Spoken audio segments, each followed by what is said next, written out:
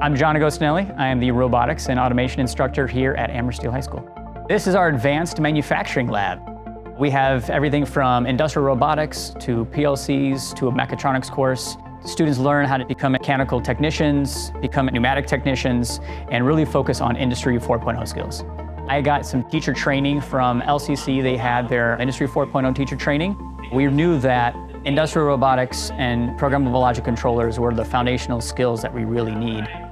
Our first class started in January of 2024. We started our equipment from the training. LCC was so generous, they donated $220,000 worth of equipment. We couldn't have done it without LCC.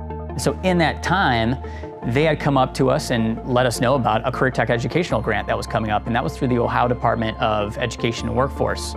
It turns out that we got awarded $1.6 million. We offer credentials in the industrial robotics. So that is through FANUC America. Through the PLC side of it, they get the Allen Bradley Rockwell PLC certification.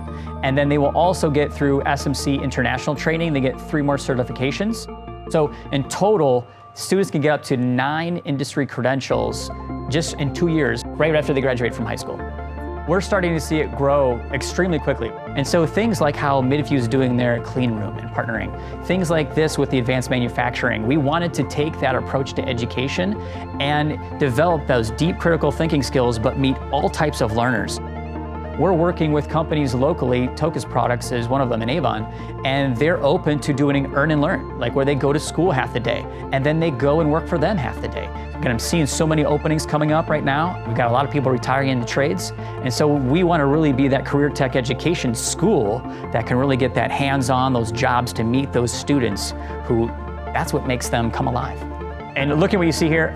I could not have done this without Lorain County Community College.